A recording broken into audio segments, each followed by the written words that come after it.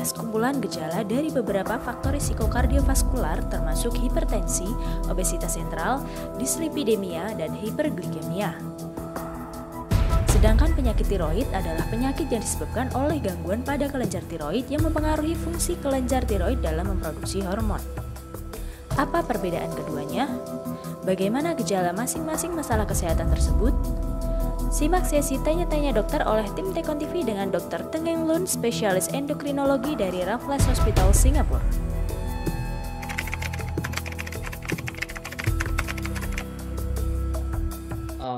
So to answer this question, perhaps I will first explain what the pituitary gland is, or rather what hormones are.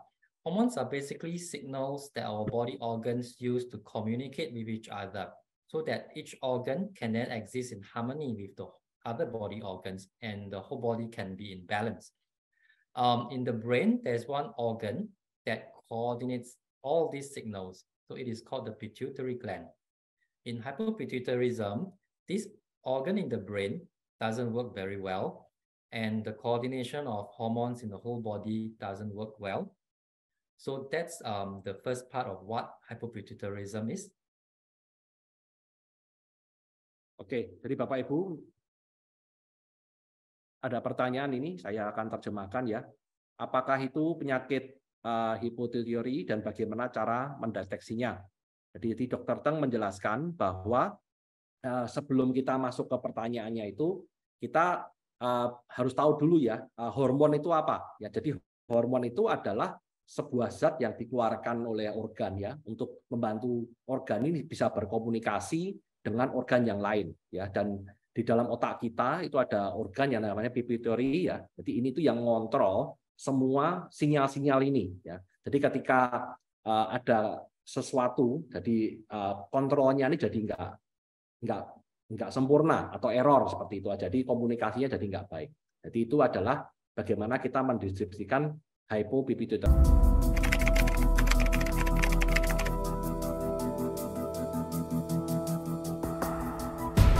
And for the symptoms of hypopituitarism, in women who have not reached menopause, the commonest symptom is that the period will stop.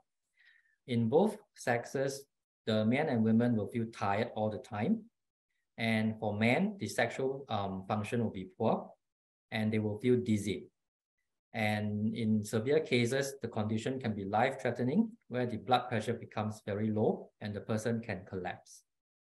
Oke, jadi ini penyakit kondisi hypopituitary ini adalah misalnya wanita, biasanya akan ditandai seorang wanita ini itu akan menderita atau mengalami tidak bisa mens ya, atau mensnya berhenti. Dan untuk pria dan wanita biasanya akan mengalami sering capek ya, lelah-lelah terus, jadi mau apa-apa capek.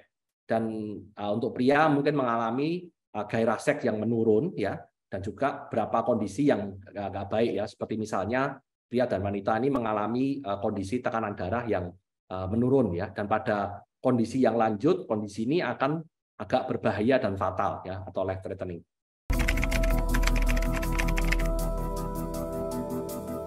Pituitarism, we will usually base it on blood tests and if needed, MRI scan of the pituitary gland. Oke, jadi caranya mendeteksi adalah pertama kita akan lakukan tes darah ya, dan selanjutnya akan dilakukan scan di pituitary kita.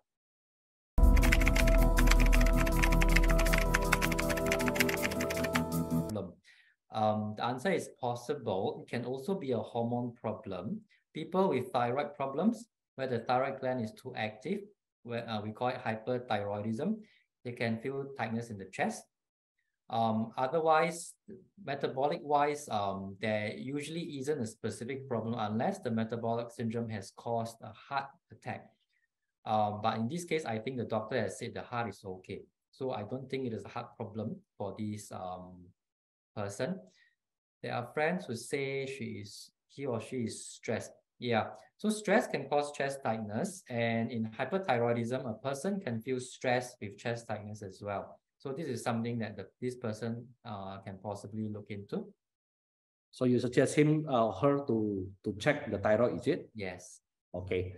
Oke, jadi Bapak Ibu ada pertanyaan nih, bagus sekali ya. Dok, saya merasakan sering sesak di area dada, dan sudah dicek ya, dokter jantung, dokter lambung, bilang oke ya.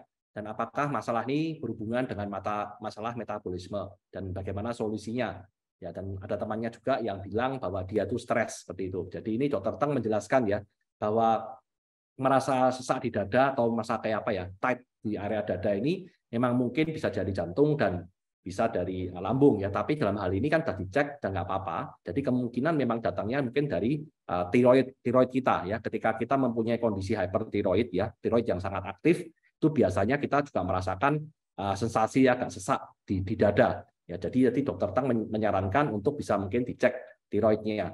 Dan untuk yang stres, apakah ini kemungkinan juga dari stres? Dokter Teng juga menjelaskan bahwa orang dengan kondisi level stres yang tinggi memang mempunyai tendensi mempunyai kondisi dada itu yang sesak ya, sering saja seperti itu. Jadi saran pertama adalah coba dicek dulu di tiroidnya, karena kan ini kan jantung oke.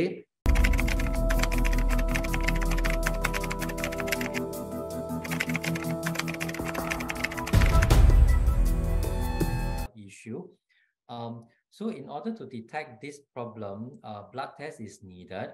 Most of the time, tiredness from thyroid problem is due to hypothyroidism, and most cases are not dangerous unless it becomes extremely low, but it takes a long while before hypothyroidism becomes dangerously low. Yes. Oke, jadi ini ada seorang wanita ya, saya bacakan pertanyaannya. Dok, saya seorang wanita 32 tahun ya, sering merasa capek-capek, dan dokter bilang saya ada kemungkinan bermasalah di tiroid saya. Bagaimana cara saya mendeteksinya? Apakah kondisi ini berbahaya? Dan bagaimana cara membedakan masalah ini ketika menjadi sebuah masalah yang berbahaya? Jadi dokter Teng menjelaskan bahwa ya mungkin bisa jadi kondisi ini disebabkan oleh kondisi hypothyroid ya, artinya adalah kondisinya levelnya itu rendah ya, tiroidnya levelnya sangat rendah sekali. Dan cara mendeteksinya adalah dengan cara dilakukan tes darah. Jadi pertama-tama kita harus melakukan tes darah. Dan apakah kondisi ini berbahaya? Dokter Teng menjelaskan bahwa sebenarnya kondisi ini tidak berbahaya.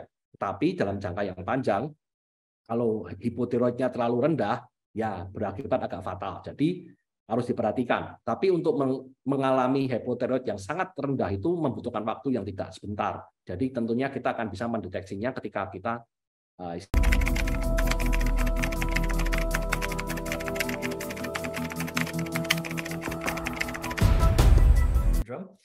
So a bit of background, the body mass index is how heavy we are divided by how tall we are. So it is a common way to classify obesity and overweight in people.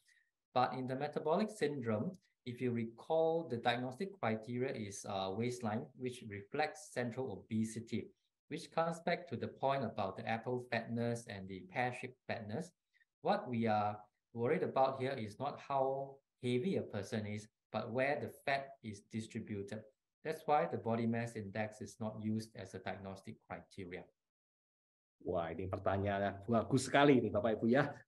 Pertanyaan luar biasa. Jadi kenapa ini ya pertanyaan, kenapa BMI atau body mass index tidak digunakan sebagai kriteria untuk mendiagnosa penyakit atau kondisi sistem metabolis ya. Dr. Teng menjelaskan bahwa BMI body mass index ini adalah di mana kita tuh mengecek tingkat obesitas kita atau kegemukan kita. Itu biasanya rasio digunakan adalah rasio berat badan melawan tinggi tubuh ya. Jadi itu berbeda dengan yang akan kita deteksi di sini. Karena kalau di sistem metabolis itu seperti tadi halnya kita lihat ya di bentuk tubuh yang pear, bentuknya pear atau bentuk tubuh yang apel. Ya, jadi kita lebih memfokuskan di mana tempat produksi lemaknya itu di mana ya, karena itulah yang lebih penting daripada kita melihat ukuran beratnya berapa, tingginya berapa. Jadi lebih penting di mana lokasi lemaknya, karena disitulah kita akan melihat kondisi lemaknya ini lebih sehat atau bahkan tidak sehat sama.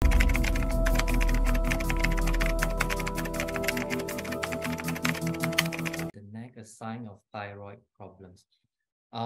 This depends on where the lump is in the neck. If it is in the front of the neck, just in front of the windpipe, then yes, it can be a sign of thyroid problems.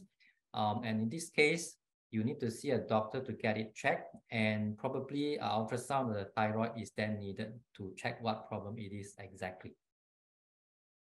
Jadi ini ada pertanyaan bagus ya. Apakah benjolan kecil di leher adalah suatu tanda-tanda atau gejala kita mengalami permasalahan pada tiroid? Dijawab oleh Dr. Teng adalah tergantung di mana lokasi benjolannya. Kalau lokasi benjolannya itu agak di depan leher ya, di bawah di area depan ini ya mungkin itu adalah ada hubungannya dengan tiroid. Tapi kalau lokasinya di tempat lain ya memang sebaiknya dokter ngecek dulu. Mungkin bisa jadi itu adalah sebuah penyakit yang lain. Terima kasih telah menyaksikan video ini.